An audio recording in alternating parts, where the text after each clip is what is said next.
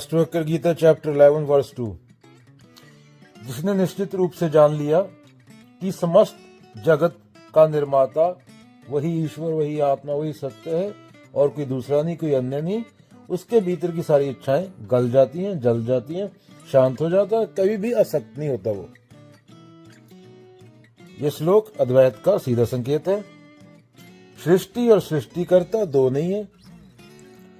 जैसे लहर और समुद्र अलग नहीं होते, जैसे साधक देख लेता है कि सब सत्य है, ईश्वर है, तब उसकी इच्छाएं पिघल जाती हैं, मन की बेचैनी खत्म हो जाती है और शांति आ जाती है। तब व्यक्ति जुड़ता भी नहीं, टूटता भी नहीं, बस होता है।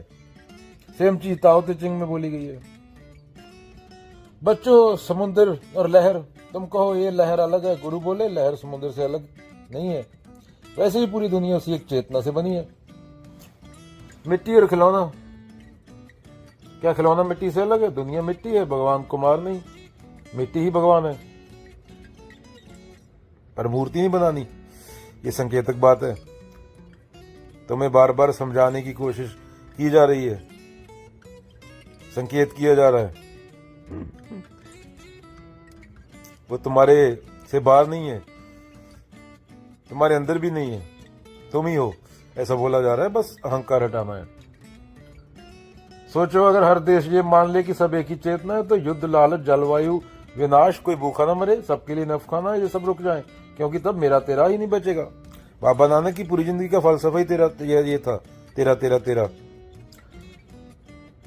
जब साधक समझ लेता है कि सब कुछ उसी एक से निकला है और वही है, तो उसकी इच्छाएं मिट जाती हैं। ये सार है इसका श्लोक का। ऐसा व्यक्ति शांत होता है, किसी चीज में आसक्त नहीं होता।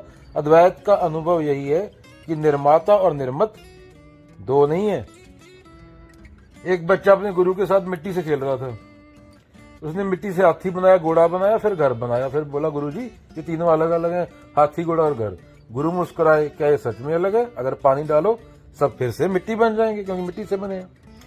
समुद्र के किनारे बच्चे घर बना देते हैं, कई बार वो समुद्र की लहर आती है, सब फिर मिट्टी हो जाता है। असल में वो सब मिट्टी है, बाकी सब नाम और रूप है। एक मूर्त अनेक दर्शन, कीने रूप अनेक, खेल खेल अखेल खेलन, अंत को फिर एक। बच्चे ने कहा, तो क्या सत्य जिसको बोला गया, आत्मा जिसको बोला है, वो भी ऐसी है? गुरु ने कहा, जब तू देख ले कि सब रूपों के पीछे वही एक सत्य है, तब तू किसी रूप से मोह नहीं करेगा, किसी रूप का डर भी नहीं करेगा, तू शांत हो जाएगा। तो सार क्या है अगेन? हाथी, घोड़ा, घर अलग अलग नहीं, सब मिट्टी है। वैसे इंसान, जानवर, पेड़, धरती सभी उसे एक चेतना से बने हैं। पर हम जो समझ नहीं सके, सेम चीज अष्टवक्र बोल रहे हैं, सेम चीज बाबा नानक, पावन गुरु, पानी, पिता, माता, तरतमा, तो सब एक ही है। जब ये समझ जाए तो मन की सारी इच्छाएं पिघल जाती हैं और शांति आ जाती है। सब रूप मिट्टी है, मिट्टी ही सत्य है। माटी का पुत्र कैसे नचते, देखे देखे सुने बोले दौड़े फिरते, जब कुछ पावे तब गर्व करते, माया गई तब रोवन लगते हैं। सेम चीज।